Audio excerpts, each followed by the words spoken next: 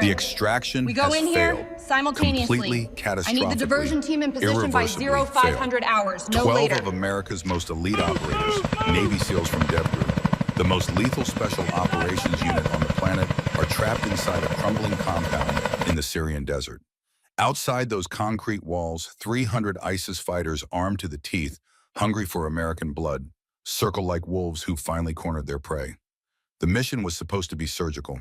Get in, rescue the hostages. Get out, clean, efficient. Textbook DevGru. Instead, the intelligence was wrong, catastrophically wrong. The compound wasn't a holding facility. It was a trap, a kill box designed specifically for them. And now 12 warriors who've never known defeat, who've executed missions in every hellhole from Kandahar to Mogadishu, are counting their final magazines, watching their ammunition disappear round by precious round. Master Chief Jacob Reaper Thornton, 58 years old, 22 years in DevGru, 247 successful operations across 4 continents, keys his radio with hands that have never trembled in combat. They're trembling now. Overlord, this is Reaper 1. We are Winchester on ammo. Enemy forces converging from all sides. Request immediate close air support. Danger close. We are not going to last 30 minutes. Static crackles through his earpiece. Then a voice responds. Female. Cold. Clinical. Devastating. Reaper 1 Overlord. All air assets are currently engaged supporting Operation Righteous Storm.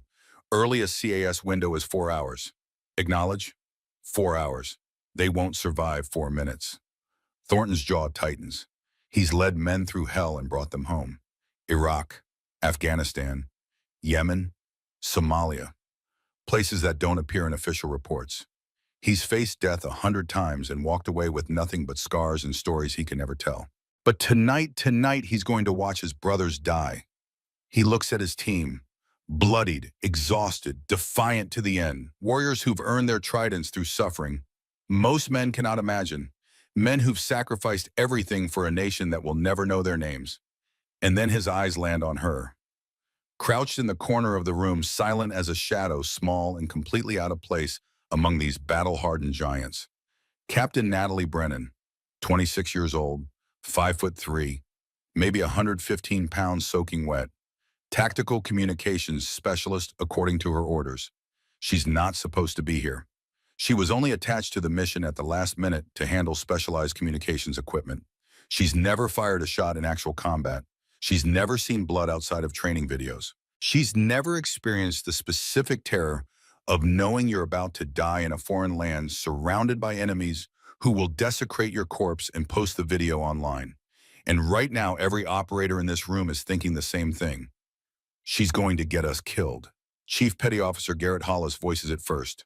Hollis, 34 years old, 14 years in the teams, 3 deployments, 42 confirmed kills, built like a linebacker, and twice as mean when the situation requires it. Why the hell is she even here? His voice carries the sharp edge of fear masked as anger. She's not even a shooter. She's a goddamn desk jockey, a remph who probably couldn't finish the obstacle course at basic. Someone laughs, bitter, desperate, the kind of laugh men make when death is measuring them for a coffin. I heard she failed it twice, another voice adds. Had to get a waiver just to graduate. Natalie says nothing. She just stares at the floor the same way she always does when they mock her. The same way she did when Hollis accidentally knocked her meal tray in the mess hall 68 hours ago, scattering her food across the floor while the entire team watched. The same way she did when someone wrote tourist on her locker in permanent marker. Silent, small, forgettable. Thornton watches her for a moment, then turns away. No time to babysit, no time for dead weight, no time for anything except the simple mathematics of survival, and those numbers don't add up. But what Thornton doesn't know, what none of them know, is that the quiet woman in the corner has a secret that's about to save every life in this room. 68 hours earlier. Forward operating base Kurd 6 Kurdistan region, northern Iraq. The MH-47 Chinook settles onto the landing pad in a storm of rotor wash and desert dust. The rear ramp drops, and the DevGru assault team disembarks with the casual efficiency of men who've done this 1,000 times before. Thornton is first off scanning the perimeter with eyes that miss nothing. Hollis follows, then Sterling, then Hayes, then the rest. 12 of the most dangerous men America has ever produced moving through the afternoon heat like predators who own the territory. And last off the helicopter, almost invisible in their shadows, is Natalie Brennan. She carries a tactical pack that seems too large for her slight frame. She moves carefully, deliberately, like she's thinking about each step. The other operators flow around her like water around a stone, barely acknowledging her existence. She's been attached to the team for this single operation. A last-minute addition. Technical specialist for the new communications suite they're field testing. She has the clearances, the training certifications, all the paperwork. What she doesn't have is their respect. The base is a study in controlled chaos. Helicopters coming and going, supply trucks kicking up dust, operators from half a dozen units moving with purpose. The smell of jet fuel and sweat, and the peculiar metallic tang that seems to pervade every forward operating base in every desert war. Natalie follows the team to their assigned barracks, a climate-controlled metal container divided into bunks. She finds her assigned rack in the corner, furthest from the door, furthest from everyone else. She doesn't complain. She never complains. She unpacks with methodical precision. Gear organized exactly as she was trained, everything in its place, nothing wasted. Hollis watches her from across the room. "Hope you're ready for this, Captain." The rank sounds like an insult the way he says it. This isn't garrison life. This is the real thing. People get hurt. People die. "I understand, Chief." "Do you?" He steps closer. "Because out there, you're not going to have some sergeant holding your hand. You're not going to get a second chance if you freeze up. You make one mistake, you compromise one position, and you get people killed. You get my brothers killed." Natalie meets his eyes, doesn't flinch, doesn't argue. "I won't compromise the mission, Chief." Hollis stares at her for a long moment, then turns away, shaking his head. Later in the mess hall, it happens. Natalie is carrying her tray, standard deployed rations, nothing special, navigating between the tables. The room is packed with operators from multiple units. The noise level is high. Everyone's tired, running on caffeine and adrenaline, and the unique energy that comes before combat operations. She's passing Hollis's table when it happens. He shifts. Just a small movement. His elbow extends at exactly the wrong moment. The tray goes flying. Food scatters across the floor. Sauce spatters on her uniform. The room goes quiet for exactly 3 seconds. Then someone laughs. "Damn, Captain. Maybe work on those motor skills before we go downrange." More laughter. Not malicious exactly. Just the casual cruelty that happens when men are stressed and someone gives them a target. Natalie looks at the mess on the floor, then at Hollis, who's very carefully not looking at her. She could say something, could report it, could make an issue of it. Instead, she kneels down and starts cleaning up the mess with napkins from a nearby table. "Sorry about that, ma'am." Hollis's voice carries just enough false sincerity to make it worse. "These tables are cramped. Easy to have accidents." "It's fine, Chief." She finishes cleaning, disposes of the ruined food, walks out of the mess hall with her head up and her expression neutral. Behind her, the conversation resumes. She's already forgotten, except Thornton noticed. He was sitting 3 tables away, and he saw the whole thing. Saw the deliberate elbow. Saw Hollis's carefully blank expression. Saw Natalie's response. And something about it bothers him. Something he can't quite identify. Later that night, Natalie sits on her bunk in the darkness.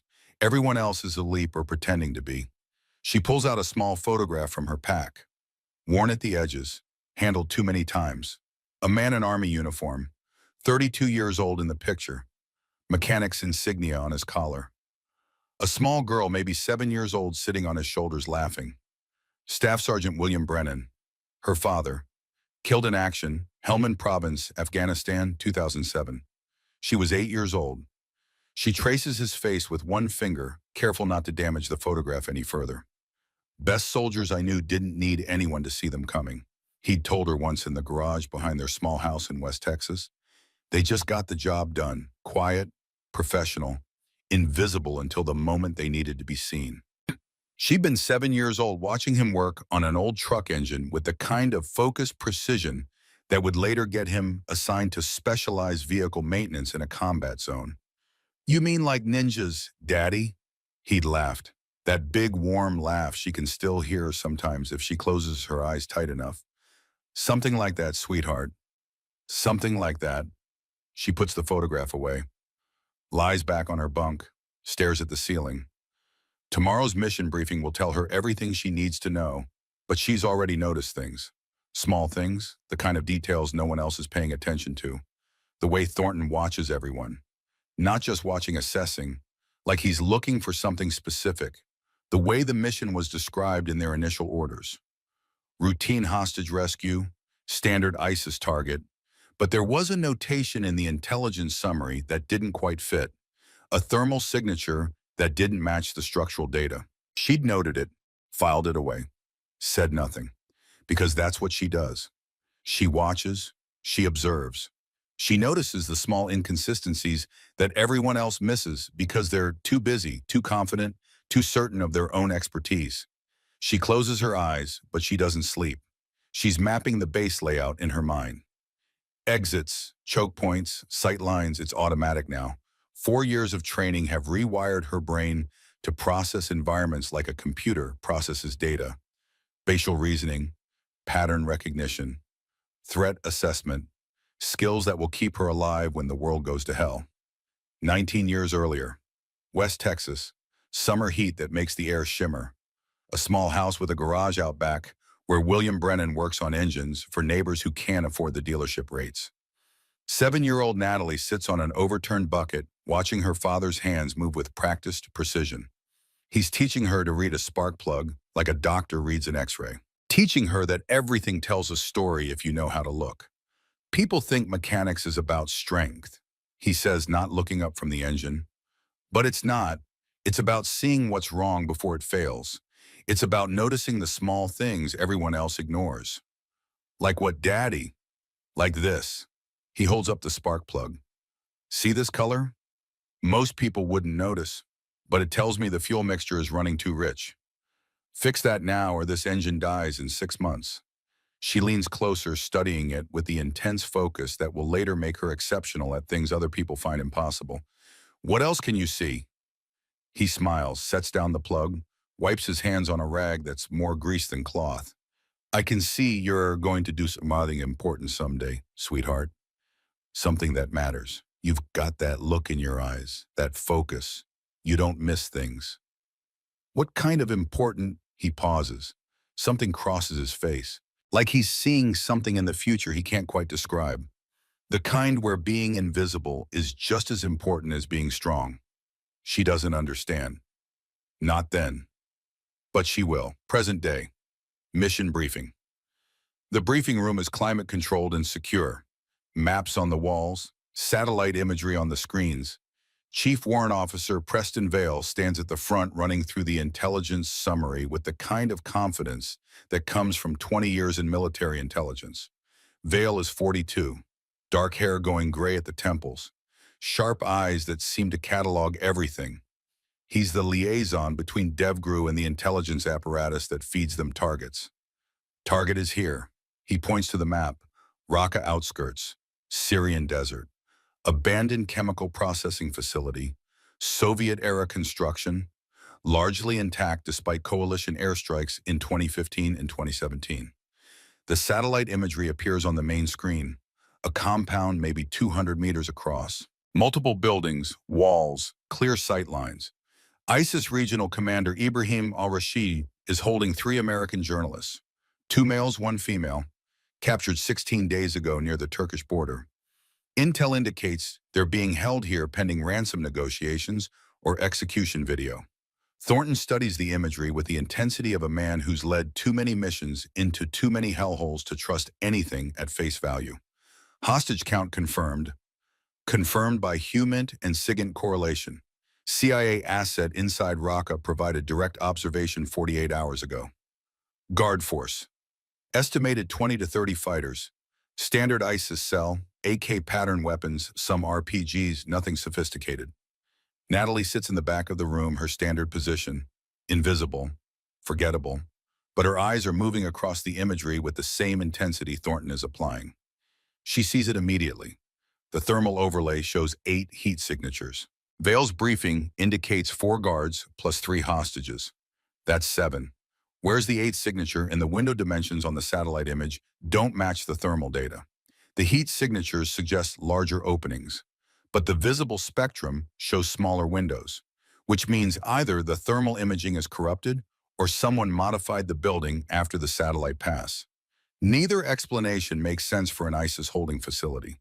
She wants to raise her hand, wants to point out the discrepancy, but she's learned from 4 years of training that sometimes the best intelligence is the intelligence you hold close until you understand the full picture.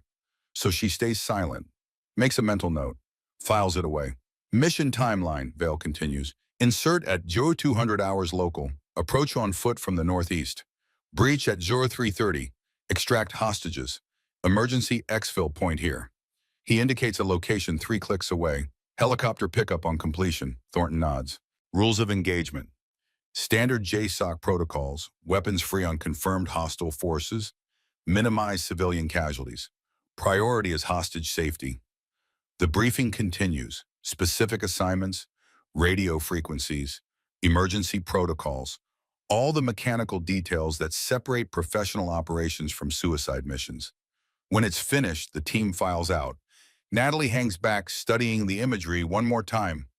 Something on your mind, Captain. She turns. Thornton is watching her from the doorway. His expression is neutral, but his eyes are calculating. The thermal signatures, Master Chief, they don't quite match the structural data. How so? She points to the screen. 8 heat sources. Vale indicated 7 total personnel. And the window dimensions here, she traces the outlines, suggest different construction than what the visible spectrum shows. Thornton steps closer, studies where she's pointing. Could be IR scatter from the concrete. These old Soviet facilities had inconsistent thermal properties. Yes, sir, that's possible. But her tone suggests she doesn't believe it. Thornton watches her for a long moment. Something flickers in his expression. Recognition of some kind.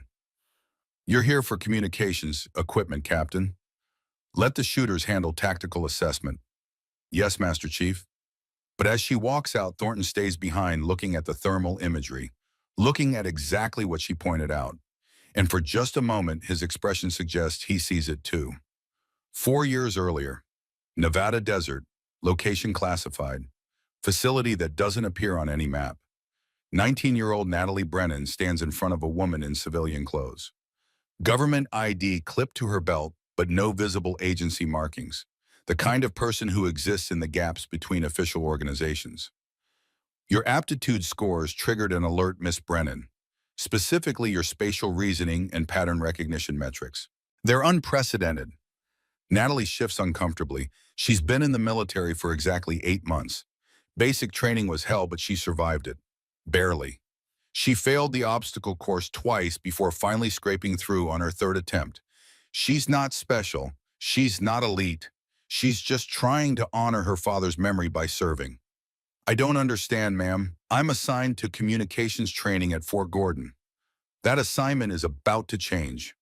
The woman slides a folder across the table. Top secret markings. Special access program notations. What I'm about to tell you is classified above top secret. You will not discuss this with anyone. Not your mother, not your friends, no one. Are we clear? Yes, ma'am. In 1980, the Department of Defense established a program called Sierra. Its purpose was to develop tactical infiltration specialists for operations behind the Iron Curtain. Operators who could move through hostile territory completely undetected. Pathfinders who could create extraction routes through impossible situations. The woman opens the folder. Photographs of men in various uniforms. Training facilities. Documents with entire paragraphs redacted. The program was disbanded in 1995 after the Soviet collapse. For 20 years, Sierra existed only in classified files in the memories of the 32 operators it produced. She looks directly at Natalie. 3 years ago, we reactivated the program. ISIS, Al-Qaeda, emerging threats that require capabilities beyond traditional special operations. We need operators who can do what those 32 Cold War ghosts did. We need pathfinders. Why me? Because you have a gift, Miss Brennan. Your brain processes spatial information and environmental patterns in ways we've never seen before. With training, you could become the kind of operator who saves lives simply by being where others cannot see you. Natalie thinks about her father, about the way he could diagnose an engine problem just by listening, about his hands moving with absolute certainty even when he couldn't see what he was touching. What happened to those 32 operators from the Cold War? The woman's expression shifts, something like sadness. Some retired, some died in classified operations. A few are still active in advisory roles. She pauses. One of them will be your primary instructor. His call sign is Patriarch. He's 64 years old. He spent 10 years operating in Soviet territory without ever being compromised. He'll teach you everything he knows. And if I say no, Asis, then you go to Fort Gordon. You have a perfectly good career in communications. You serve honorably. You never know what you could have become. Natalie looks at the photographs, men who existed in shadows, who protected their country by being invisible. She thinks about her father's words, about being invisible until the moment you need to be seen. When do I start? The woman almost smiles. You already have. Training, year 1. The facility is built into an abandoned Cold War missile complex, 60 meters underground, climate-controlled, designed to survive nuclear strikes. Now it creates ghosts. Patriarch is exactly as described, 64 years old, silver haircut, military short, eyes that have seen things he'll never discuss. He moves with the economical grace of someone who spent decades making every motion count. Sierra doesn't create soldiers. He tells the 7 recruits on their first day. 23 men, 4 women narrowed down through 6 months of screening to these 7. Soldiers fight, soldiers destroy, soldiers hold ground. You won't do any of those things. He walks slowly in front of them. You will become invisible. You will learn to read environments the way musicians read notes. You will master movement that makes shadows look clumsy. You will develop the ability to map entire buildings from nothing but the sound of footsteps on different surfaces. He stops in front of Natalie, studies her with those ancient eyes. Some of you will fail. Some of you will quit. 1 or 2 of you might become what we need. He looks at each of them in turn. We were ghost stories in Prague, in East Berlin, in Warsaw, stories the KGB told each other to explain why their operations kept failing, stories the Stasi used to scare each other in the dark. He steps back. You will become those stories, but this time you'll haunt the people who want to destroy America. The training is unlike anything Natalie has ever experienced. They spend weeks learning to move through laser grids in complete darkness. The lasers are modified, they don't burn, but they trigger alarms that mean failure. Hour after hour, day after day, learning to map the invisible beams using nothing but memory and spatial reasoning. Natalie fails, over and over. Triggers alarms, starts again, but slowly something changes. Her brain starts processing the space differently. She can feel where the beams are, can sense the geometry of the room even with her eyes closed. By month 3, she can navigate the laser field faster blindfolded than she could with her eyes open. They learn to map buildings using acoustic signatures, dropped coins, clapped hands. The way sound reflects off different surfaces tells them room dimensions, material composition, structural weaknesses. They train with former Mossad operatives who teach them to disappear in plain sight. Not disguise, not costume, just a psychological trick of being so unremarkable that eyes slide past without registering. They study under a retired British SAS operator who spent 15 years in Northern Ireland learning to move through hostile territory where every civilian might be an informant. He teaches them patience, stillness, the discipline of spending 72 hours in a single position, waiting for the right moment. But the hardest training's the 72-hour urban infiltration exercise. Month 18. Natalie and 2 other remaining recruits, down from 7 original candidates, are dropped into a mock city built inside the Nevada desert.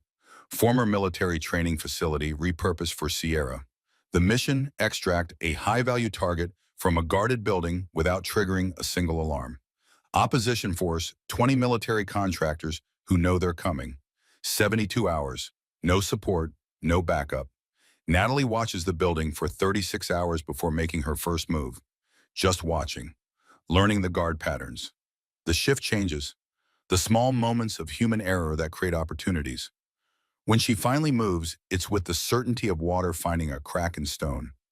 She enters through a ventilation shaft no one's watching because everyone assumes it's too small. She maps the interior using sound moving between guard positions like smoke through fingers. She reaches the target, an instructor playing the role of hostage, and extracts him through a route she created in her mind from pure observation. 11 minutes, 34 seconds from entry to exfil. Program record. Patriarch himself is waiting at the extraction point. How did you do it? Natalie catches her breath. She's exhausted, dehydrated, running on nothing but will and training. I watched them until I understood them, sir. Then I became something they couldn't see. He studies her for a long moment. You understand what you are now, Cadet Brennan. Sir, you're a ghost. You exist so others can survive. That's the sacred trust of Sierra. We don't get medals. We don't get recognition. We get to go home knowing we saved lives that would have been lost. He hands her a patch. Sierra program insignia. Never worn on uniforms. Never photographed. Just a symbol of what she's become. Welcome to the Shadows Phantom. That's your call sign now. Use it well. Present day mission insert. The MH-47 Chinook flies through darkness low enough that Natalie can see details of the Syrian desert passing below. The crew chief's helmet-mounted night vision gives him superhuman sight, but inside the cargo bay, the operators prepare in near-total darkness. 12 DevGru shooters, one technical specialist who everyone assumes is dead weight. They don't know that she's memorizing the terrain, that her brain is processing the landscape and creating a three-dimensional map she can access later with perfect recall. They don't know that she's running calculations on enemy patrol patterns based on standard ISIS tactics, terrain restrictions, and human fatigue patterns. They don't know anything except that she's small, quiet, and probably going to be a liability. Hollis leans over, shouts over the rotor noise. Stay close to Sterling. When we hit ground, Captain, she'll keep you from breaking an ankle. Lieutenant Evelyn Sterling.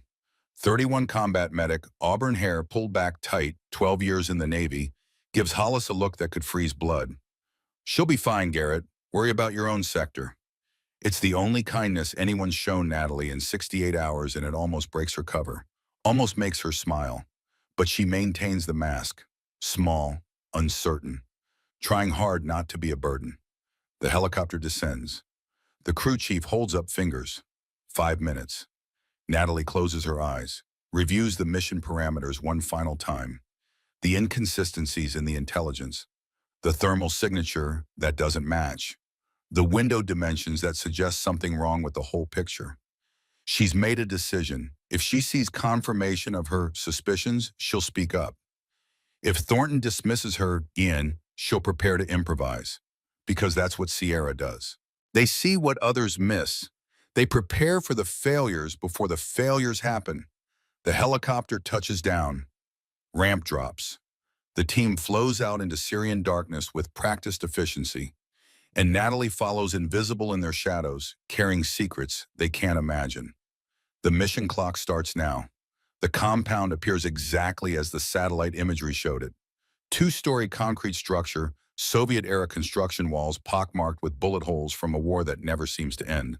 But Natalie sees what the imagery didn't capture. The dust patterns are wrong. The courtyard shows recent vehicle tracks, maybe 6 hours old. The windows on the second floor have new reinforcement steel bars that weren't in the satellite photos from 48 hours ago. And the ambient sound signature is off. Too much movement inside for a facility holding 7 people. The team moves in tactical formation, flowing through shadows like they've done this 1,000 times before. Because they have. Thornton leads for reading the terrain with 22 years of experience. Hollis covers the right flank. Sterling stays center with the medical gear. Hayes, the youngest at 29, covers rear security. Natalie moves where she's told to move, stays quiet, observes everything. They're 400 meters from the compound when she spots the sniper position. North rooftop, third building from the left. The angle is perfect for covering the main approach. She can see the slight displacement of debris that indicates someone created a hide position within the last 12 hours. The kind of detail you only notice if you've been trained to read environments like sheet music. She moves forward, silently touches Thornton's shoulder, uses hand signals. Sniper, north roof, 380 meters. Thornton follows her indication. Takes 3 seconds to spot what she saw instantly. His eyes narrow. He signals Hayes to adjust the approach vector. The slight course correction saves Hayes' life. 30 seconds later, they hear the distant crack of a rifle shot impacting exactly where Hayes would have been. Hayes freezes, then looks back at Natalie with an expression that's one part gratitude, one part confusion. Hollis keys his radio. Contact, sniper north position. Reaper, how did she? Later, keep moving. But Thornton's voice carries a new note, not quite respect, but recognition that something just happened that doesn't fit his understanding of who Natalie Brennan is supposed to be. They approach the compound from a different vector now, slower, more cautious. Vale's voice crackles through their earpieces from the Tactical Operations Center, back at base. Reaper 1 control. All indicators remain green. Thermal shows 7 signatures inside. No change to threat assessment. Natalie listens to the transmission with the same focused attention Patriarch taught her to apply to everything. And she catches it. The micro-hesitation before green, the slight pitch elevation on threat assessment. Vale's autonomic nervous system is betraying him. He's lying. She wants to say something. But that she can detect deception in a voice transmission based on vocal stress analysis she learned in year 3 of Sierra training, they'd think she's paranoid, or worse, incompetent. So she stays quiet. But she shifts her mental preparation from standard hostage rescue to something more fluid, more dangerous. They reach the compound wall at 03:28 hours, 2 minutes ahead of schedule. Thornton signals the breach team. Hollis moves forward with the shaped charge. 12 pounds of precisely calibrated explosive designed to open the reinforced door without bringing down the whole structure. Natalie watches the windows, watches the roofline, watches everything. And that's when she sees the second inconsistency. The dust on the window ledges is undisturbed, completely undisturbed. In a facility that's supposedly housing guards and hostages, there should be air movement from people breathing, moving, generating heat. That air movement should disturb dust patterns. But these windows look like they haven't been opened in weeks. This isn't a holding facility. This is a stage. She moves toward Thornton urgency overriding protocol. Master Chief! The explosion cuts her off. Hollis triggers the breach charge. The door disintegrates in a controlled blast of overpressure and shrapnel. The team flows through the opening in perfect tactical sequence. Hollis first, then 2 more, then Thornton, then the rest. Natalie enters last, her pack bouncing against her back, her eyes already mapping the interior. Room 1 empty, furniture staged to look lived in, but the dust tells the truth. No one's been here in days. Room 2. Same story. Blankets arranged on cots. Food containers scattered around. But everything's too perfect. Too staged. Thornton's voice cuts through the silence. Where are the hostages? And that's when the world explodes into chaos. Automated weapons open fire from hidden positions in the walls. Not aimed fire, suppressive fire, designed to drive them into specific killing zones. Ambush fallback. But the entrance they came through erupts in secondary explosions. Someone rigged charges to seal it the moment they breached. And through the shattered windows, Natalie can see what satellite imagery never showed them. 300 ISIS fighters emerging from underground positions, from buildings they thought were abandoned, from positions that shouldn't exist according to every piece of intelligence they were given. This wasn't a hostage rescue. This was a trap designed specifically for DevGru. For them. Thornton makes the only decision possible. Defensive position, 3rd room, reinforced walls move. The team fights its way deeper into the compound, burning through ammunition at an unsustainable rate. Hollis drops 2 fighters with precise headshots. Sterling drags a wounded Hayes femoral artery graze bleeding fast toward cover.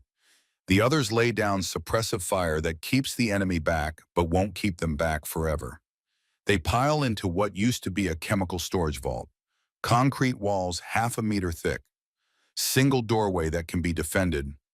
Windows high enough to provide observation but difficult to breach. It's the best bad option available. Thornton does a quick head count. 12 operators, all accounted for. Hayes is wounded, but Sterling's already working on him with pressure dressings and trauma supplies. Ammunition status check. 23 rounds. 15. 19. The numbers come in. Total 127 rounds between 12 shooters facing 300 hostiles. The mathematics of death. Thornton Keyes' radio. Voice steady despite the impossible situation. Overlord Reaper 1, we are Winchester on ammo. Enemy forces estimated 300 plus converging from all directions. Request immediate close air support. Danger close authorization. We are not going to last 30 minutes without support. Static. Then that same female voice. Still cold. Still clinical. Reaper 1 Overlord. All air assets are currently engaged supporting Operation Righteous Storm. Earliest CAS window is 4 hours. I say again, 4 hours. Acknowledge. 4 hours. The silence in the room is profound. These are men who've faced death before, but they've always had options. Air support, quick reaction forces, the full weight of American military power backing them up. Now they have concrete walls and 127 bullets. Hollis explodes first. Fear and rage finding a target. Why the hell is she even here? He points at Natalie. She's not even qualified to be on this mission. She's a goddamn desk jockey who probably can't even shoot straight.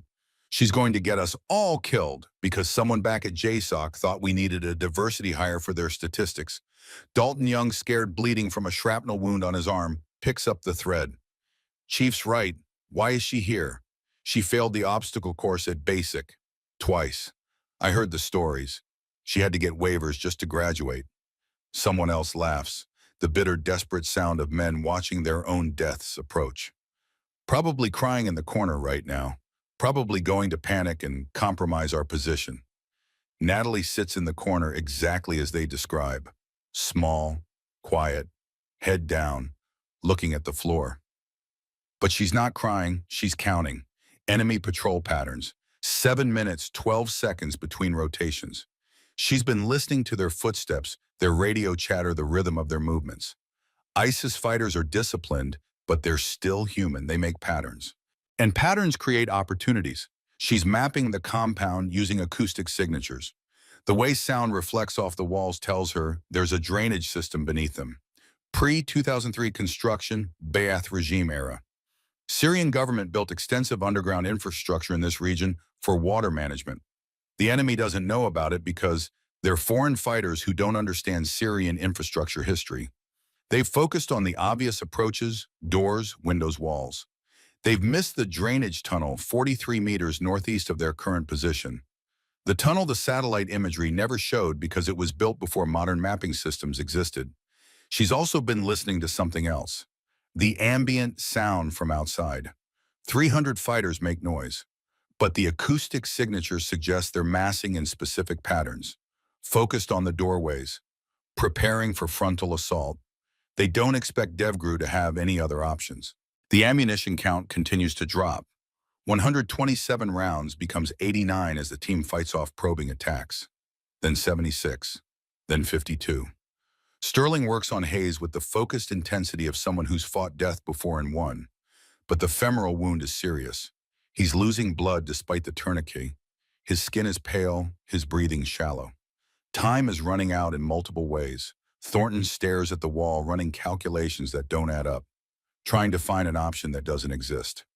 And then Natalie stands. The movement is so smooth, so silent, that it takes a moment before anyone notices.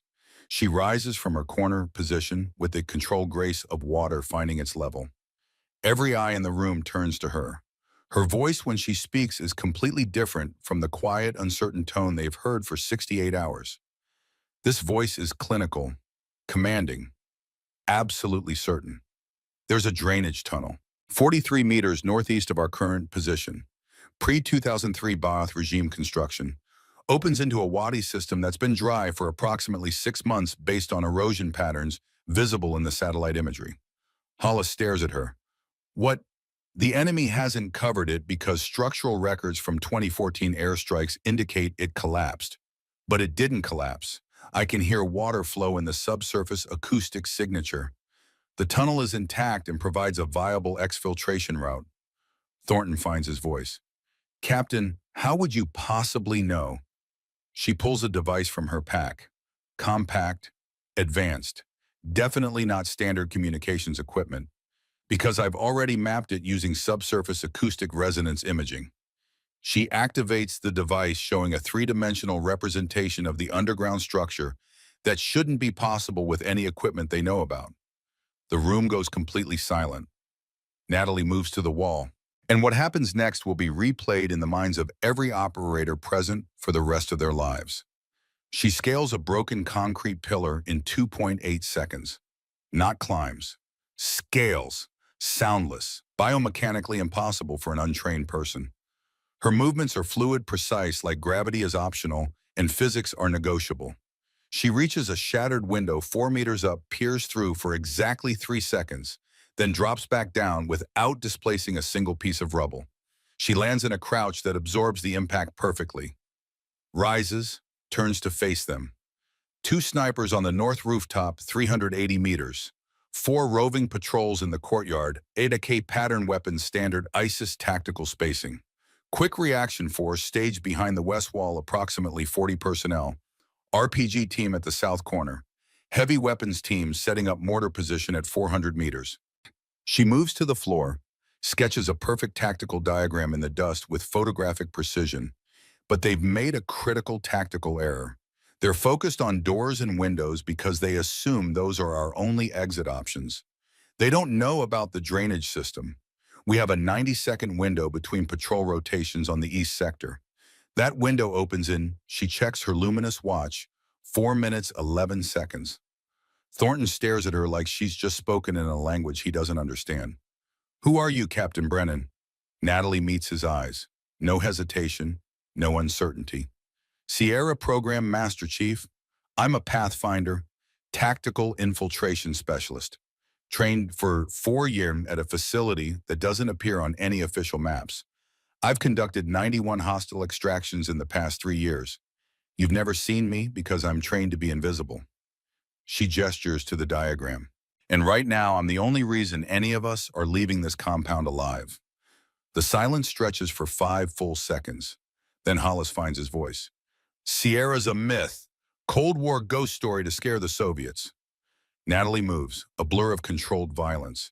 She disarms Hollis's M4 carbine in 0.6 seconds, removes the magazine, clears the chamber, hands both the weapon and ammunition back to him with gentle precision.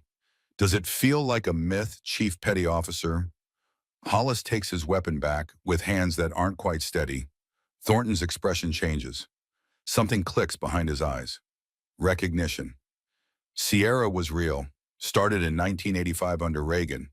Infiltration specialist for Warsaw Pact operations. Prague, East Berlin. Warsaw. I heard stories from an instructor at Fort Bragg in '92. Stories about operators who could move through hostile territory like ghosts. Natalie nods.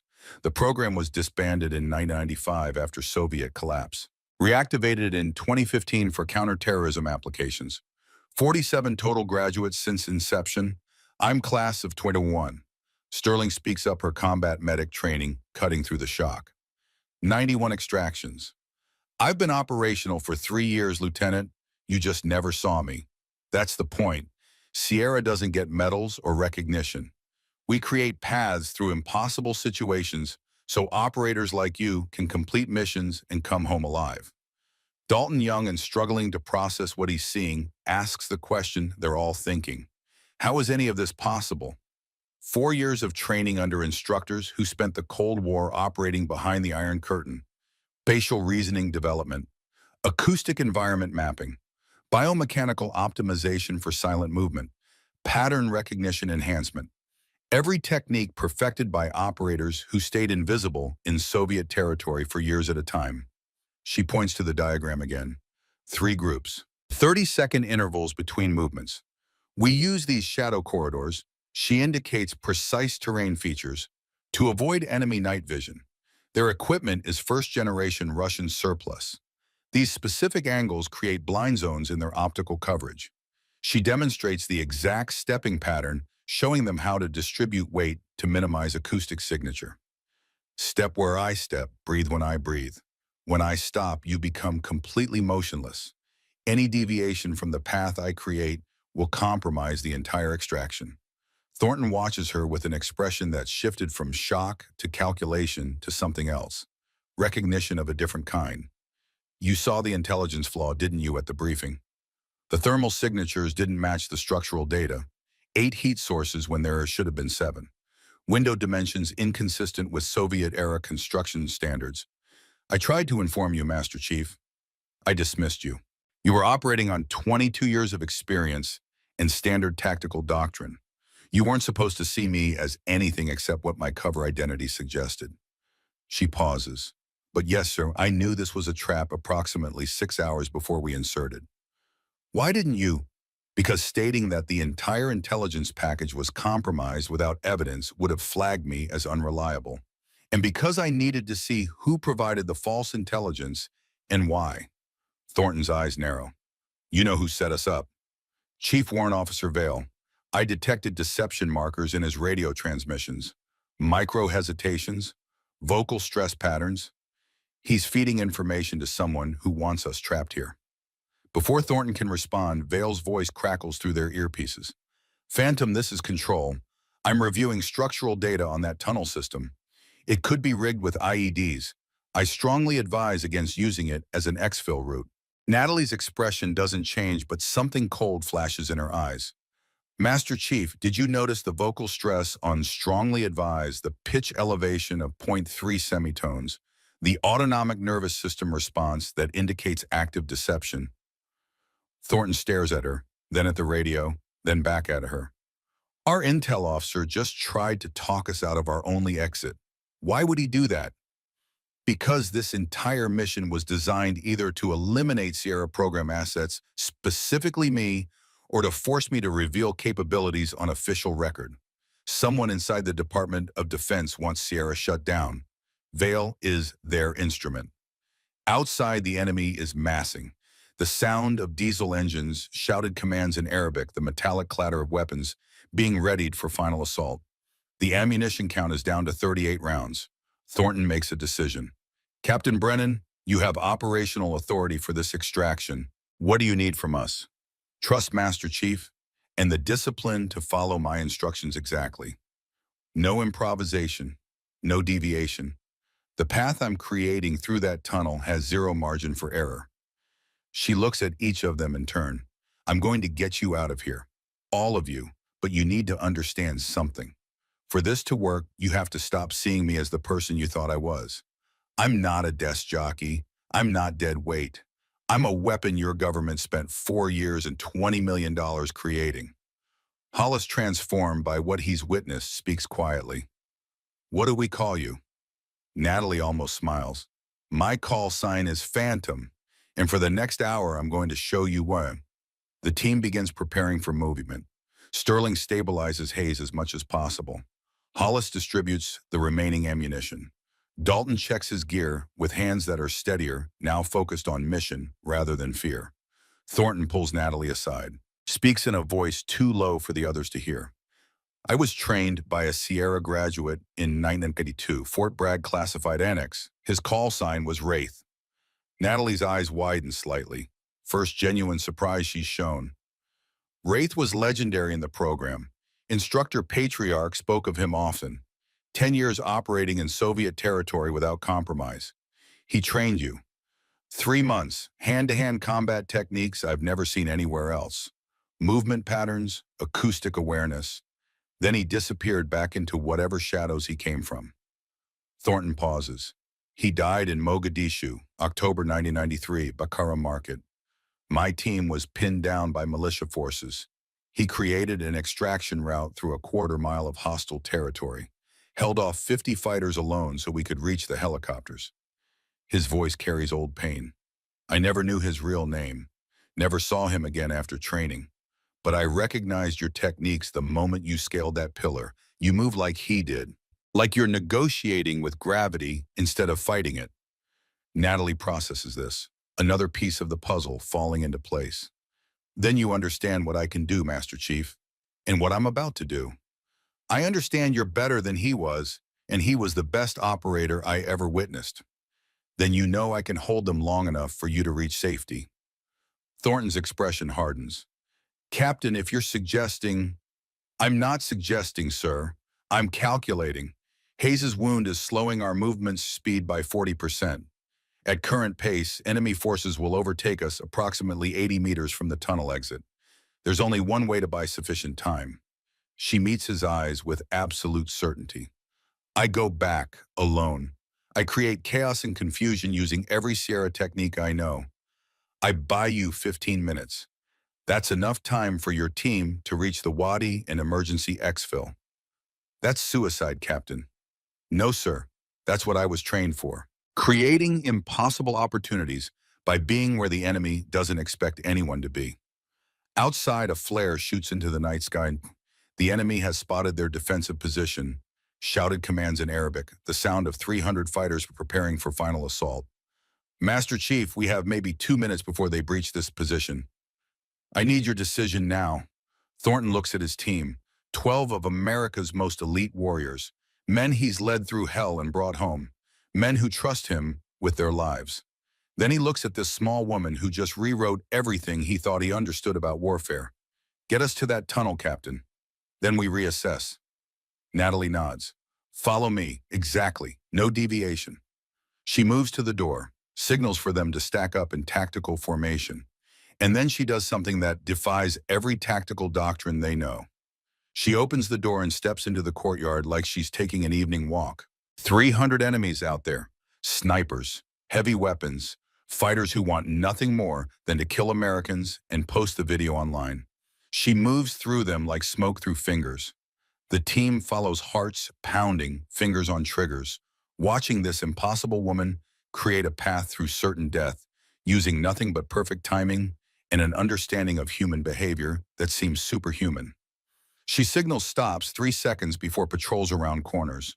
She guides them through gaps in enemy coverage that shouldn't exist but do because she's calculated exactly where attention will be focused and where it won't be. Which 100 meters? She moves them 600 meters through hostile territory without a single shot fired. They reach the drainage tunnel entrance exactly as she predicted, hidden beneath debris that looks undisturbed but yields to her touch like she has the combination to a lock. The tunnel opening is narrow, dark, unknown, and their only chance. One by one they enter. Hollis first, then Sterling, supporting Hayes, then the others. Thornton is last. He looks at Natalie. Captain. A flare shoots into the sky behind them, brilliant white light turning night into day. They've been spotted. Shouts in Arabic. The sound of 300 fighters redirecting toward their position.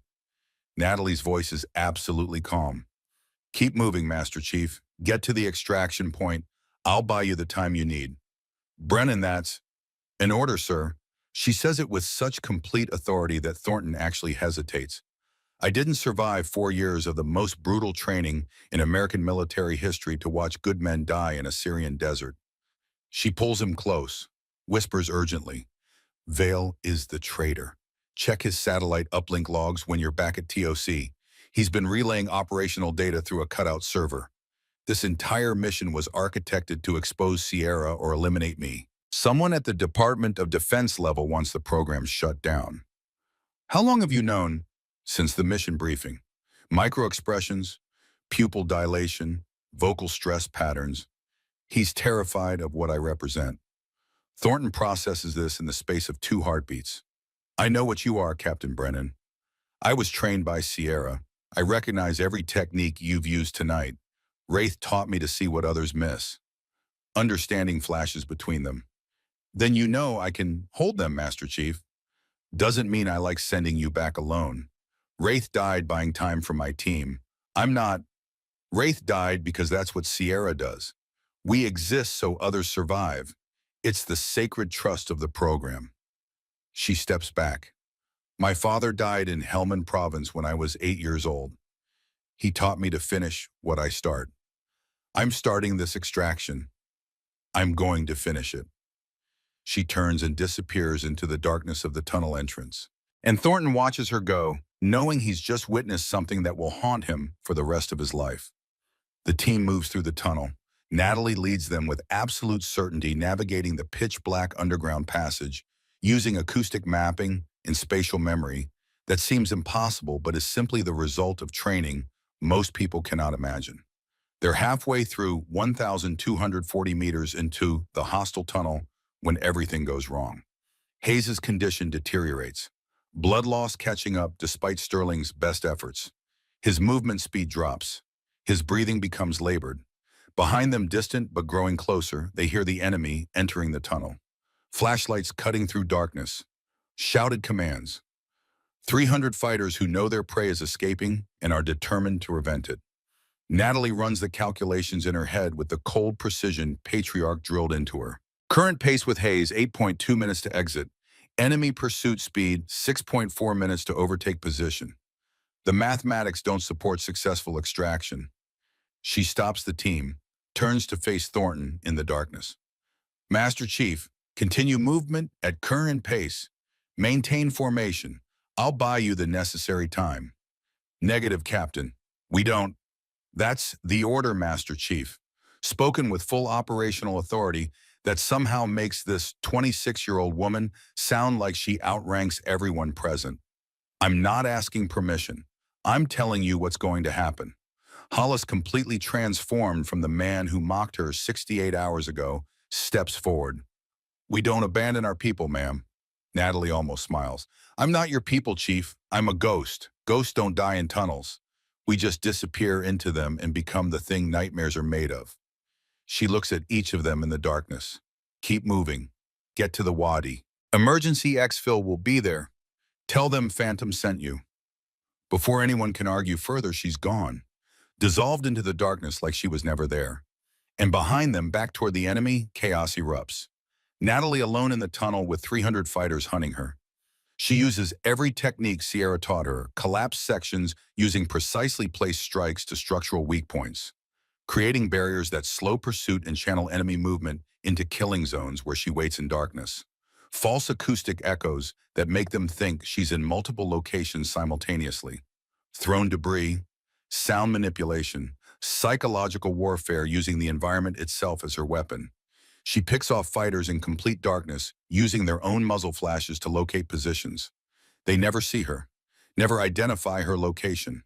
She's everywhere and nowhere, a ghost story becoming real-time nightmare.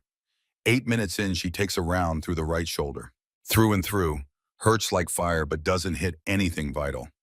She keeps moving, keeps fighting, keeps buying time. 12 minutes, 15 minutes, 18 minutes. Outside the tunnel, Thornton's team reaches the wadi exit. The emergency helicopter MH-60 call sign Guardian 3 is inbound 6 minutes out. They establish security perimeter. Listen to the sounds echoing from the tunnel. Explosions, sustained gunfire, screams in Arabic. One woman against 300 trained fighters. Sterling stares at the tunnel entrance with an expression of profound respect mixed with horror. She's alone against an army. Thornton keys his radio, bypasses normal channels, goes straight to Overlord with JSOC priority override code. Overlord, this is Reaper 1. I need immediate close air support on grid. He reads the coordinates. I don't care what assets you're currently supporting. This is JSOC priority override. Authorization code Tango 77 Echo. The female voice responds, still emotionless but now uncertain. Reaper 1 standby for. Negative standby. You authorize close air support now, or you explain to Congress and the President why you left a DevGru team and a Sierra program operator to die because you couldn't prioritize assets properly. Silence.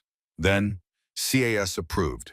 F-16s inbound from Turkey 8 minutes. Mark your position and maintain clear separation from target zone. In the tunnel, Natalie fights with the cold precision of someone who's made peace with death but isn't ready to accept it yet. She's run through most of her techniques. The enemy is learning, adapting, getting smarter about how they pursue her. But she doesn't need to win. She just needs to buy time.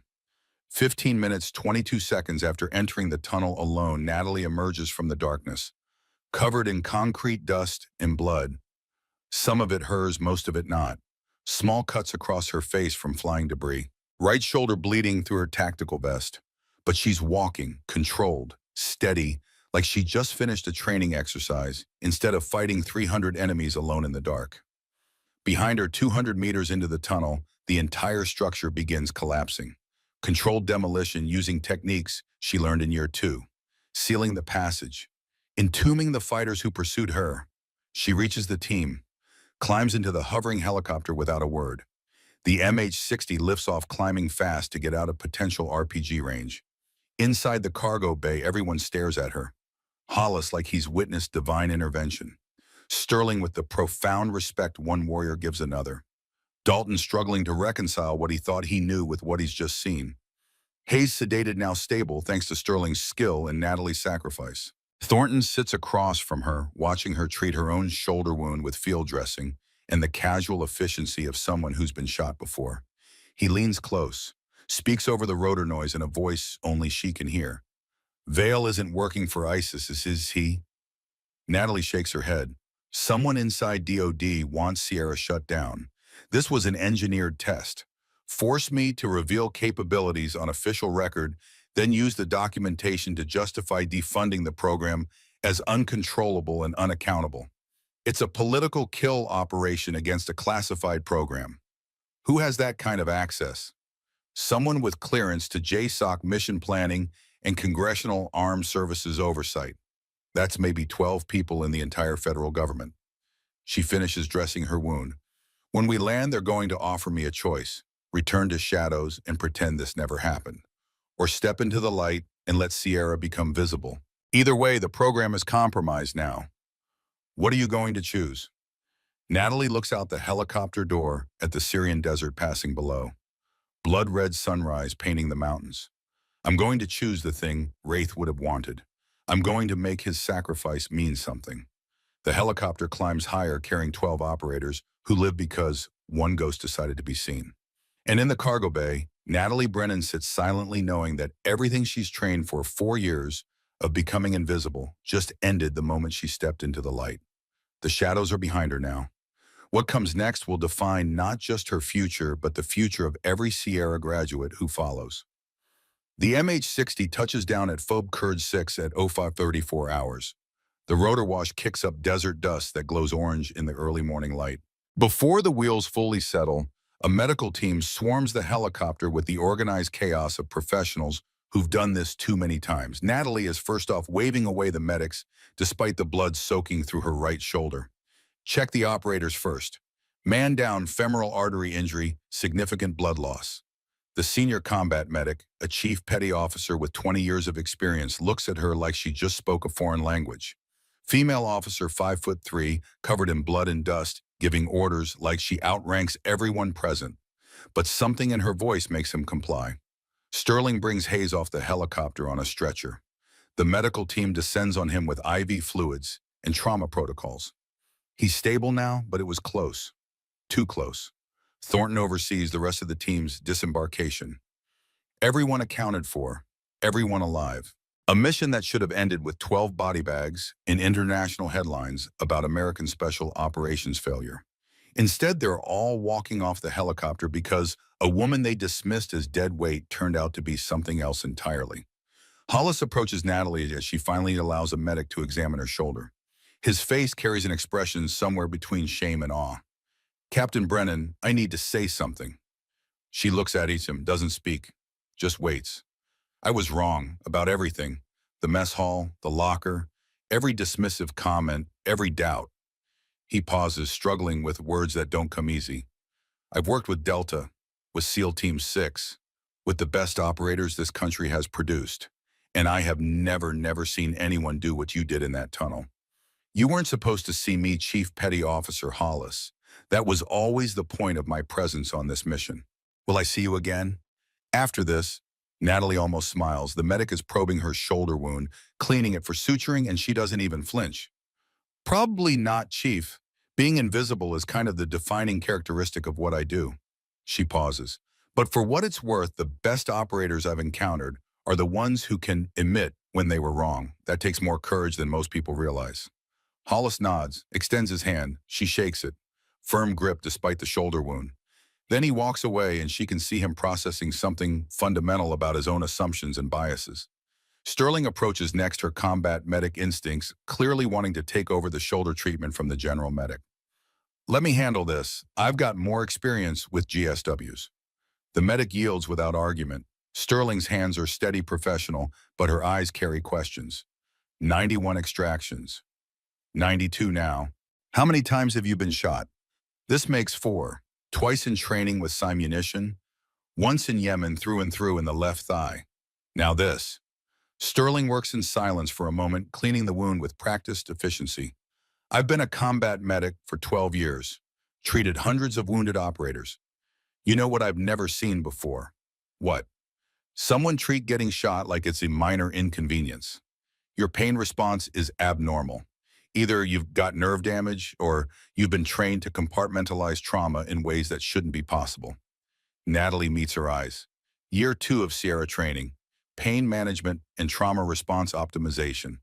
They teach you to recognize pain, categorize it, and continue operating at full capacity unless the injury is immediately life-threatening. It's not that I don't feel it, Lieutenant. It's that I've been trained to function regardless. Sterling finishes the cleaning, applies antibiotic ointment, begins suturing. Her hands never falter, but her expression carries profound respect. You saved all of us. Hayes would have bled out without the time you bought us. Dalton would have taken a round from that sniper you spotted. The rest of us would have died in that compound when the assault came. I did what I was trained to do. No, Sterling's voice is firm. You did what most people couldn't do with 10 times the training and 100 times more support. Don't diminish it. She finishes the suturing, bandages the shoulder with field dressing that will hold until proper medical facilities can provide better treatment. Thank you, ma'am, for bringing us home. Natalie nods, doesn't know what else to say. She's not accustomed to gratitude. Sierra operators work in shadows specifically to avoid recognition, but the shadows are gone now. Burned away in a Syrian tunnel with 300 witnesses and official mission recordings that captured everything. Thornton finds her an hour later in the Tactical Operations Center. She's standing in front of the main display screen, watching data scroll past with the focused intensity of someone reading a story only she can fully understand. You were right about Vale. She doesn't turn. The satellite uplink logs showed the cutout server, 7 transmissions over the past 72 hours, encrypted but routed through a server in Frankfurt that intelligence identified as a known intermediary for information brokering. He's been feeding someone our operational planning in real time. Has he been arrested? 20 minutes ago, he's in a secure holding cell awaiting transport to a black site for enhanced interrogation. Now she turns. He'll break. Men like Vale always break when they realize the consequences of betrayal. But he's not the primary target. He's an instrument. Who's the hand wielding that instrument? Before Natalie can answer, the TOC door opens. 2 people enter who shouldn't be here. Civilians in a forward operating base. Their presence alone indicates authority that bypasses normal military chain of command. The first is a man, 64 years old, silver hair cut military short, eyes that have seen things he'll never discuss. He moves with the economical grace of someone who's made every motion count for decades. Natalie recognizes him instantly, stands straighter despite the shoulder wound. Colonel Hayes? Captain Brennan. His voice carries warmth despite the circumstances. Or should I say phantom? I hear you've had quite the operational debut in the visible spectrum. Colonel Robert Hayes, Sierra Program Director, call sign Patriarch, the man who trained her for 4 years, the man who created her from a small, overlooked girl into something the intelligence community still doesn't fully understand. The second person is a woman, 48 years old, pantsuit that costs more than most operators make in a month. Her credentials identify her as Department of Defense civilian leadership, but the way she carries herself suggests direct access to the highest levels of government. Captain Brennan, I'm Deputy Assistant Secretary Catherine Marsh, Special Access Programs Oversight. We need to have a conversation about your future and the future of Sierra Program. Thornton starts to speak, but Patriarch raises a hand. Master Chief Thornton, your presence is actually required for this discussion. You were trained by Wraith. You understand what Sierra represents in ways most military leadership does not. Thornton's eyes narrow slightly at the mention of his old instructor, but he nods. They move to a secure briefing room. Soundproofed. electronically isolated, the kind of space where careers are made or destroyed with a single conversation. Deputy Secretary Marsh speaks first, her tone carrying the practiced neutrality of someone delivering news that could go either way. Captain Brennan, your actions in Syria have created a situation that requires immediate resolution. You have exposed Sierra program capabilities on official record in front of 12 DevGru operators with mission recordings that document abilities beyond standard special operations training. She pauses. Senator Patricia Drummond, ranking member of the Senate Armed Services Committee, has been made aware of the mission parameters and outcome. She's demanding a full investigation into what she's calling unregulated and unaccountable special access programs that create operatives beyond institutional oversight. Natalie's expression doesn't change, but Thornton sees the slight tension in her jaw. Patriarch speaks next, his voice carrying the weight of 38 years, protecting a program that exists in the gaps between official military structure. Senator Drummond lost her husband in a classified operation in 1997. She's maintained a vendetta against special access programs ever since, believing they operate beyond democratic accountability. She's recruited allies in Congress and within WWE who share her perspective. He looks directly at Natalie. Chief Warrant Officer Vale was one of those allies. His brother died in a friendly fire incident during a classified operation in Afghanistan.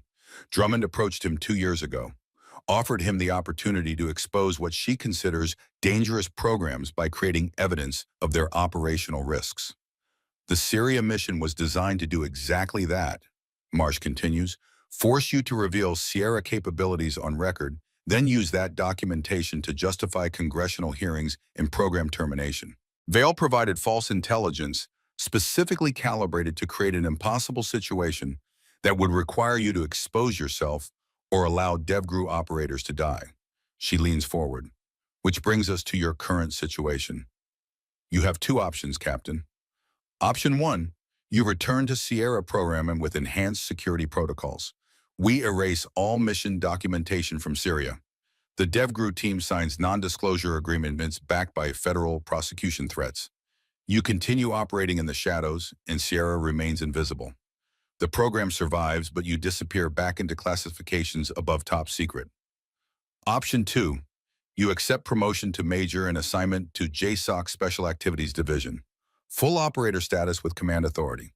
You become the public face of Sierra program, or as public as special access programs ever become. But this means congressional hearings, media scrutiny.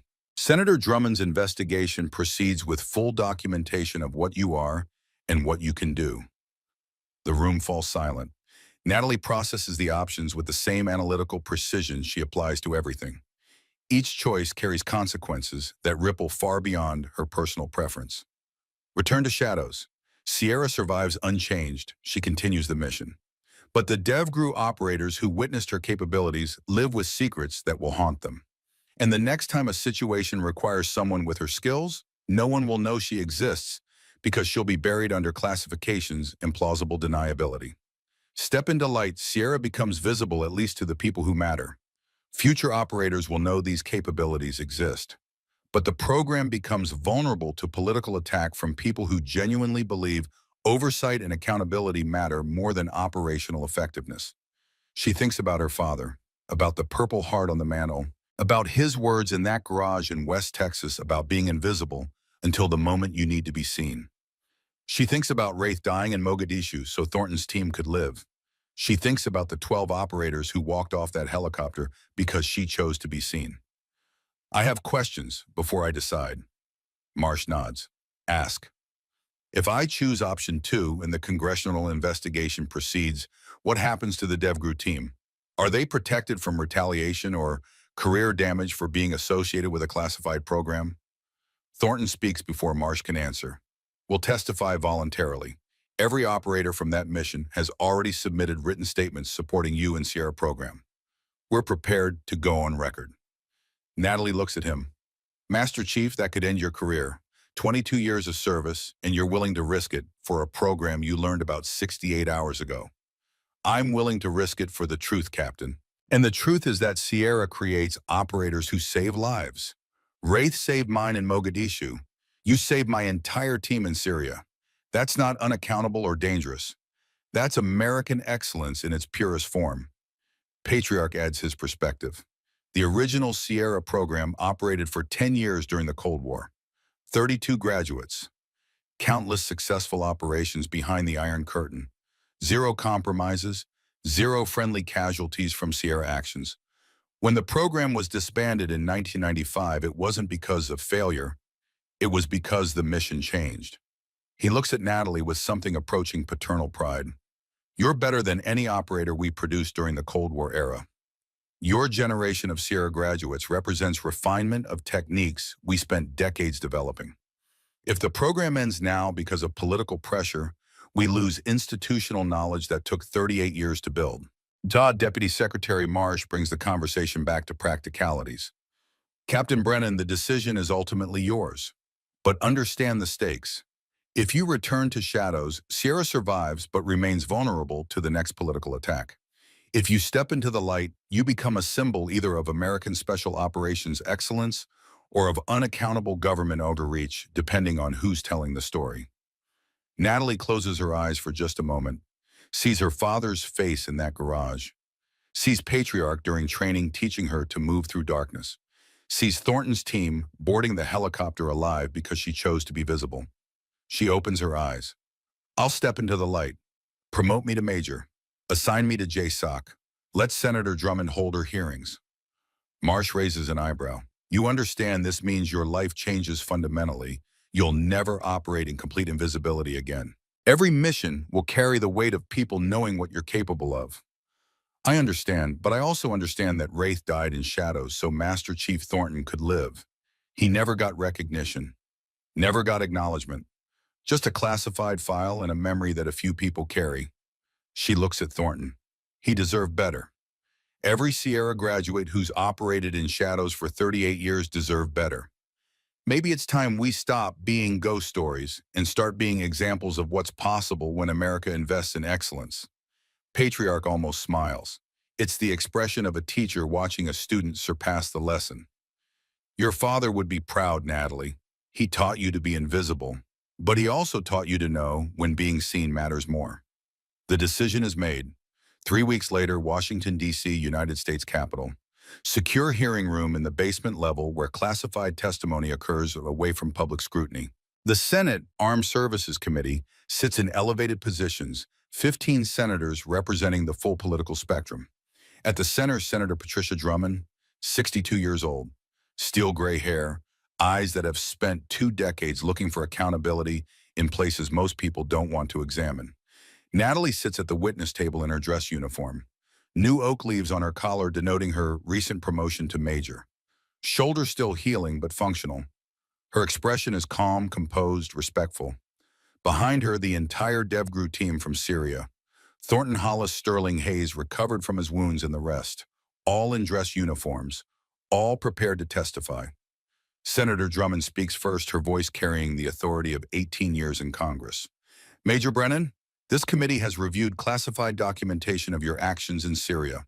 We've examined the Sierra program's history structure and operational mandate. We've consulted with intelligence community leadership, special operations commanders, and legal scholars regarding the constitutional implications of programs that operate with minimal congressional oversight. She pauses, letting the weight of institutional power settle into the room. What concerns this committee is not your individual competence or dedication. What concerns us is the precedent. Programs that create operatives with capabilities beyond standard training, operating under classifications that prevent meaningful oversight, accountable only to a small cadre of senior officials who may or may not represent the democratic will of the American people. Natalie listens without interruption. This is the opening statement, the framing of the narrative. She's been trained to read people, and she can see that Drummond genuinely believes what she's saying. This isn't political theater. This is a woman who watched her husband die in a classified operation and has spent 2 decades trying to prevent others from experiencing the same loss through lack of oversight.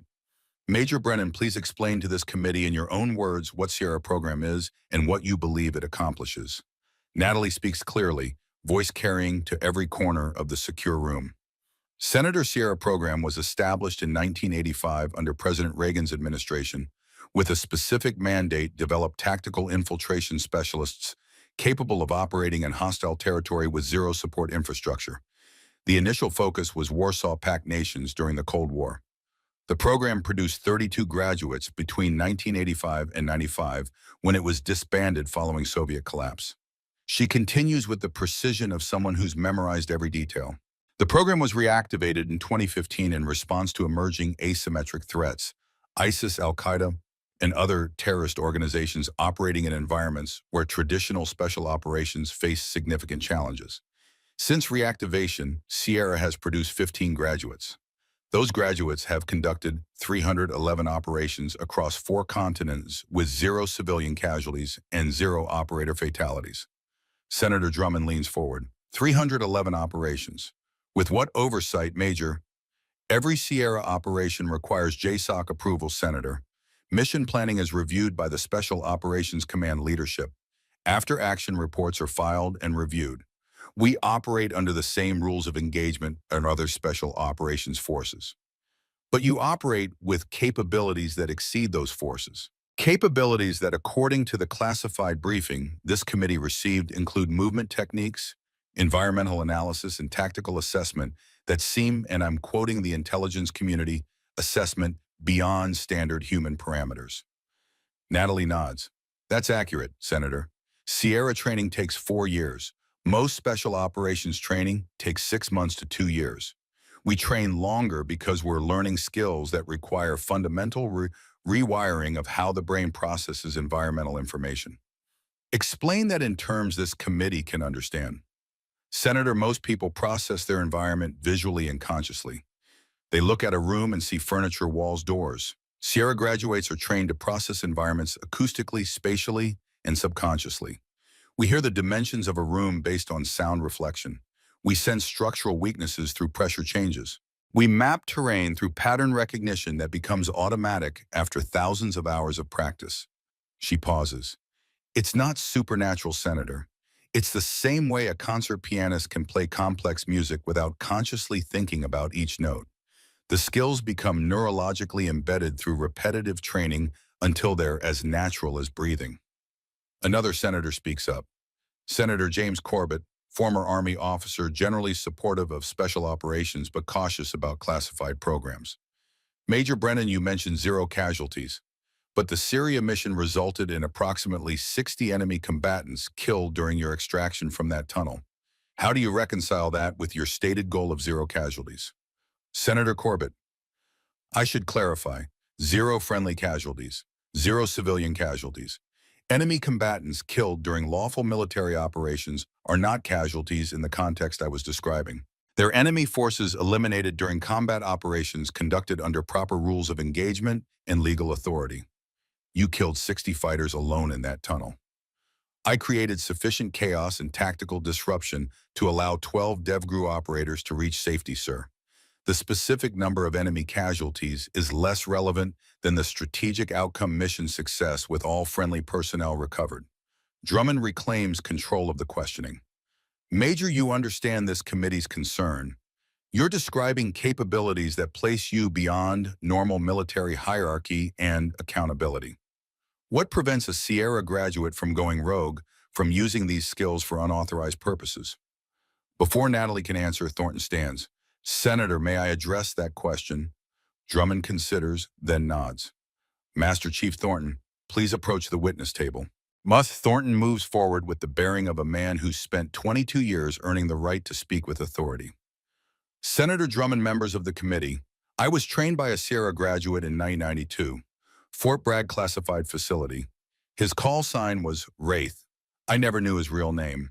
I spent 3 months learning combat techniques and tactical awareness that I've used throughout my career in DevGru. He pauses, voice carrying old pain. October 3rd, 1993, Mogadishu, Somalia, Bakara Market. My team was pinned down by militia forces. 50 hostiles between us and our extraction point.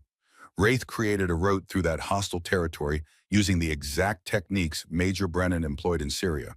He held off those 50 fighters alone so my team could reach the helicopters. He died doing it. The room is absolutely silent. Senator, you asked what prevents Sierra graduates from going rogue. The answer is the same thing that prevents any dedicated military professional from betraying their oath commitment to something larger than themselves. Wraith could have escaped that situation. His skills would have allowed him to disappear into Mogadishu and survive. Instead, he chose to sacrifice himself so 12 American service members could live. Thornton looks directly at Drummond. Major Brennan made the same choice in Syria. She could have exfiltrated alone using that tunnel. Instead, she led my entire team to safety and then went back to buy us time at tremendous personal risk. That's not the behavior of an unaccountable weapon. That's the behavior of an American warrior operating under the highest traditions of military service. Hollis stands next. Senator, may I also speak? Drummond nods and Hollis approaches. I mocked Major Brennan, dismissed her, made her service on our mission as difficult as possible because I couldn't see past my own biases and assumptions. His voice carries genuine shame. I was wrong about everything. She's the finest operator I've served with in 16 years. And I've worked with Delta Force SEAL Team 6 and the Ranger Regiment. She saved my life and the lives of my teammates through skill, discipline, and absolute commitment to the mission. He meets Drummond's eyes. You want to know about accountability? She held herself accountable to a standard higher than any regulation or oversight committee could impose. She put herself between us and 300 enemies because that's what the mission required. That's not unaccountable. That's the definition of responsibility. Sterling speaks next, then Hayes, then each member of the DevGru team. Every testimony reinforces the same theme. Natalie represents excellence, not danger. Capability, not threat. American military tradition at its finest. When they finish, Drummond sits back. Her expression is complex. Part conviction, challenge, part respect, grudgingly given. Major Brennan, this committee has heard compelling testimony regarding your competence and character. But competence and character in one individual does not address systemic questions about oversight and accountability. Natalie nods. Senator, I agree, which is why I propose enhanced congressional oversight of Sierra program. Quarterly briefings to this committee on operational tempo, mission outcomes, and training protocols. Regular reviews by Inspector General offices. Increased documentation requirements that balance operational security with institutional accountability. Drummond raises an eyebrow. You're proposing oversight of your own program. Yes, Senator, because I believe Sierra accomplishes vital missions that protect American lives. And I believe those missions can withstand scrutiny from people committed to both national security and democratic accountability. We don't need to operate in complete darkness. We just need enough shadow to do our jobs effectively. The hearing continues for another 3 hours. Technical questions, legal questions, budgetary questions, but the fundamental tone has shifted from hostile investigation to constructive dialogue. When it finally concludes, the committee votes 11-4 in favor of continuing Sierra program with enhanced oversight protocols. Drummond approaches Natalie as the room clears. Major, I want you to understand something. My opposition to programs like Sierra comes from genuine concern about democratic governance and institutional accountability. I've seen too many classified programs operate beyond any meaningful review. I understand, Senator, and I respect that concern. But I also recognize reluctantly but genuinely that you and operators like you represent capabilities this nation needs, especially in an era where our enemies don't respect rules or conventions.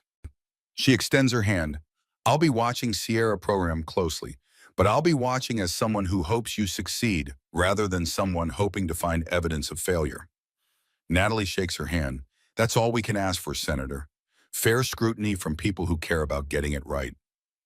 Outside the Capitol, Thornton finds Natalie standing on the steps looking out at Washington, D.C. in late afternoon light. How does it feel to be visible, Major? She considers the question. Strange.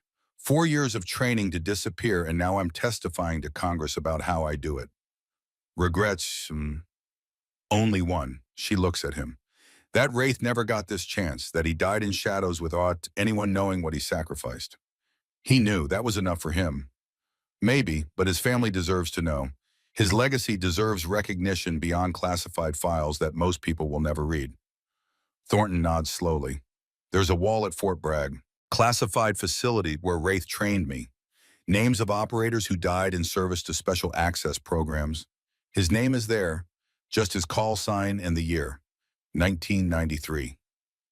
I'd like to visit that wall someday. I'll take you, when operational tempo allows.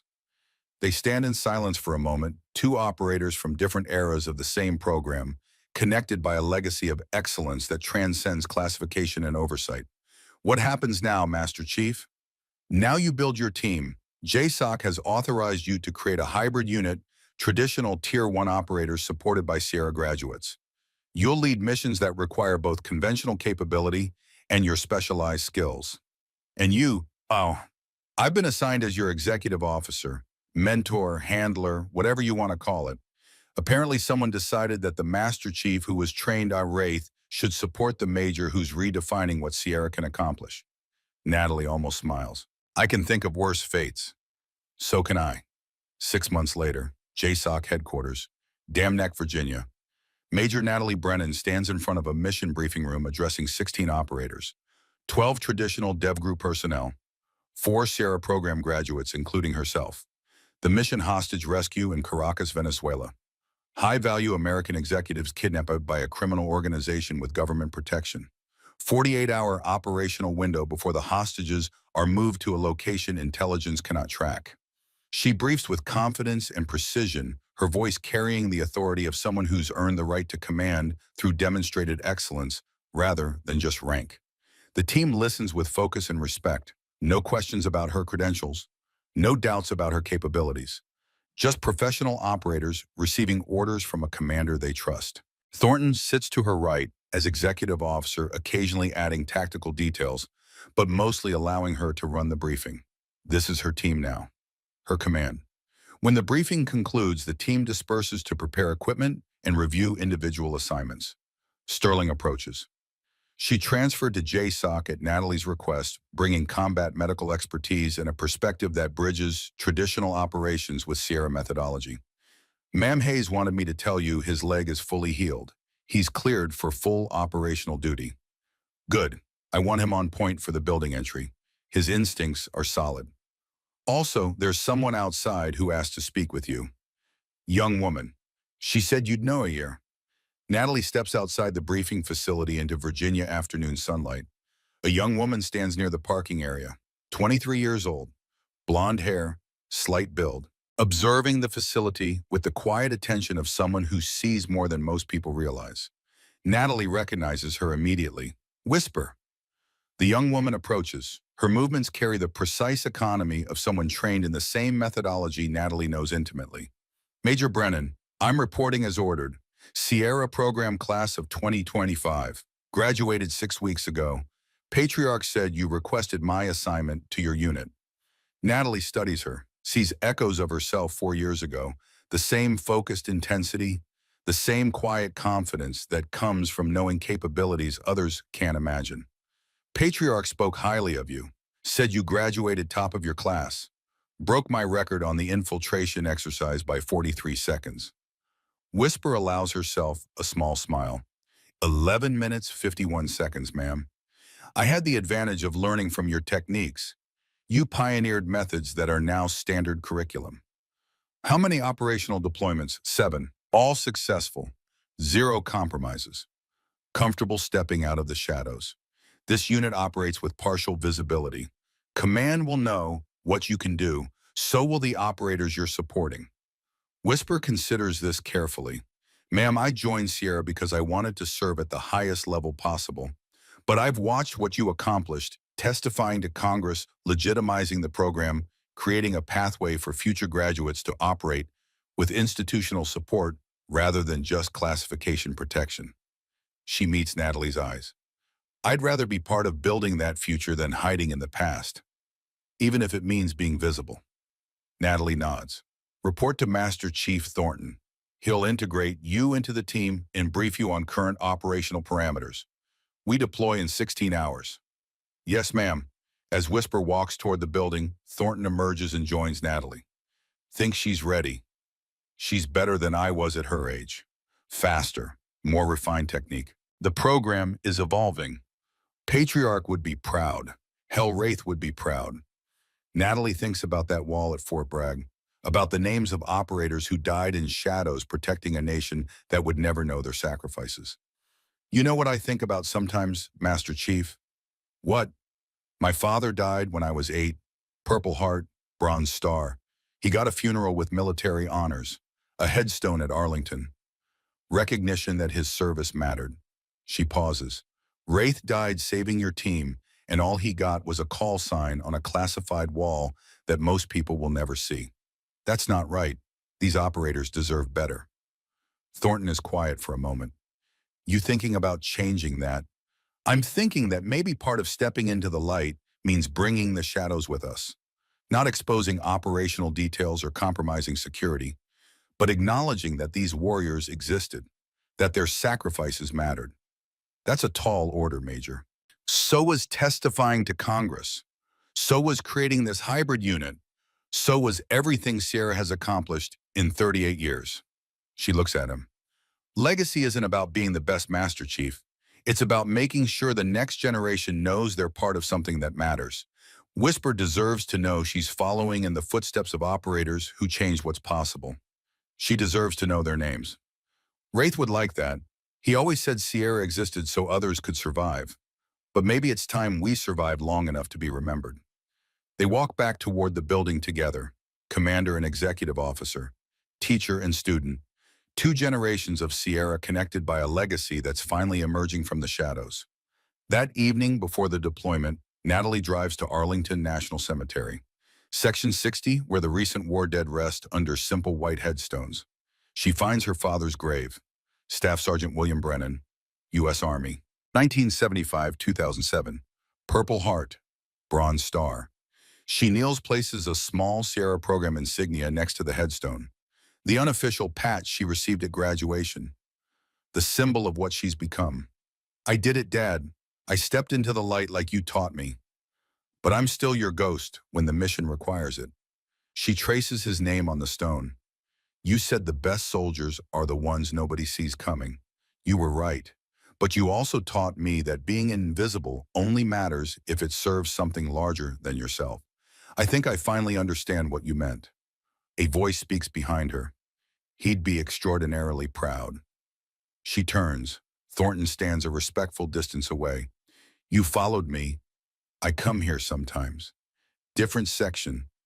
Friends from Mogadishu. Thought I might find you here before deployment. He approaches, kneels beside her. Your father trained you well, not just mechanically, spiritually. He gave you the foundation that made Sierra training effective. He taught me to see what others miss, to be patient, to know when visibility matters more than invisibility. That's wisdom that goes beyond tactics, Major. They kneel there in silence for a moment, honoring the dead who made their service possible. Finally, Natalie stands. We should head back. Deployment brief in 6 hours. One more stop first, if you're willing. 30 minutes later, they're at Fort Bragg, classified facility that doesn't appear on base maps, underground level where Sierra training occurred for decades. The wall Thornton mentioned, black granite, names engraved in silver, call signs and years. Wraith, 3, Ghost, 89, Shadow, 1987, Phantom, 2025. Natalie stops, stares at the last entry. That's not right. I'm not dead. Thornton smiles. No, but you died to the shadows. Patriarch had it added last month. He said every Sierra graduate who steps into visibility earns a place on this wall. Not because they died, but because they sacrificed invisibility for something larger. She traces her call sign with one finger. The others, the ones from the Cold War, do their families know, some, not all, operational security prevented full disclosure in many cases? That should change. When operational security allows, when enough time has passed, their families should know their warriors mattered. You planning to make that happen, Major? Eventually, when I've earned enough credibility, when Sierra has demonstrated enough value that we can honor our dead without compromising our living. She steps back from the wall, but first we have a mission in Caracas, hostages to rescue, operators to bring home alive. Just another day in the shadows, Phantom. She almost smiles. Not shadows anymore, Master Chief. We're something new now, visible when we need to be, Invisible when the mission requires it, the best of both worlds. They walk out of the facility together, into Virginia evening light, into a future that neither Sierra's founders nor its current leadership fully understand yet. But they're building it together, one mission at a time, one operator at a time, one generation passing knowledge to the next. The helicopter awaits, Caracas mission brief complete, team assembled, equipment checked. Natalie boards last, settling into the crew chief's position where she can see everyone. Her team, her responsibility. Thornton sits across from her, whispered to her left, reviewing mission parameters on a tablet. Sterling checking medical supplies. The DevGru operators preparing weapons with the casual efficiency of professionals who've done this countless times. As the helicopter lifts off, Natalie looks out at the Virginia coastline falling away below. She thinks about her father in that garage, teaching her to see what others miss. She thinks about Patriarch in the Nevada desert, teaching her to become invisible. She thinks about Wraith dying in Mogadishu so Thornton could live. She thinks about the wall at Fort Bragg with names of operators who served in shadows. And she knows with absolute certainty that she made the right choice. The shadows were necessary. The invisibility was vital. The sacrifices mattered. But sometimes, just sometimes, the most important thing a ghost can do is let people see that ghosts are real, that they're not supernatural or unaccountable. They're just Americans who've dedicated everything to a standard of excellence most people can't imagine. They're warriors who exist so others can survive. They're Sierra. And now finally the world knows they're out there, watching, protecting, creating paths through impossible darkness, one mission at a time, forever. The helicopter banks east, carrying them toward whatever comes next. And in the cargo bay, surrounded by operators who trust her with their lives, Major Natalie Phantom Brennan allows herself a moment of something she rarely experiences.